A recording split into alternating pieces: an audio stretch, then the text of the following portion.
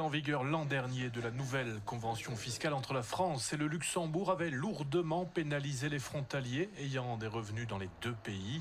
Leurs impôts avaient augmenté, pour certains de plusieurs milliers d'euros. En clair, la France ne tenait plus compte des impôts payés au Luxembourg, tout comme le Grand-Duché, qui ne tenait pas compte non plus des impôts payés en France.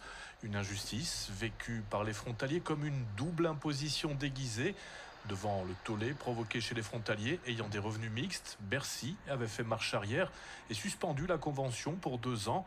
Mais à l'heure où les dernières déclarations pour les revenus 2021 sont remplies, ils sont nombreux à craindre une nouvelle augmentation d'impôts l'an prochain.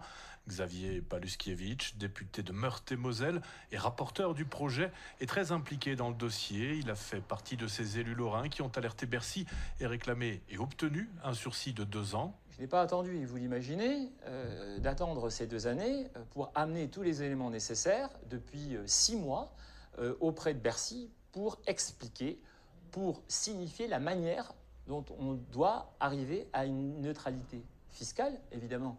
Je me fais le porte-parole presque des frontaliers pour demander à ce que cette manière d'imposer soit supprimée. Xavier Paluskiewicz est persuadé qu'on se dirige vers une solution. D'après lui, le message est passé au gouvernement pour qu'on revienne à la neutralité fiscale et l'absence de double imposition, ce qui était le but initial de cette nouvelle convention. Nous devons là trouver les éléments pour que Bercy comprenne que cette neutralité fiscale qui est véritablement le sens de cette nouvelle convention soit appliquée au niveau des frontaliers et faire en sorte que cette double imposition, je mets des guillemets parce que ce n'est pas véritablement comme ça qu'on peut l'appeler, puisse être entérinée et supprimée de manière définitive. Même si les élus de la majorité affichent leur confiance dans le fait qu'une solution soit trouvée, pour l'instant, rien n'est annoncé officiellement. Des changements sont attendus, mais il va falloir patienter jusqu'à la fin des élections.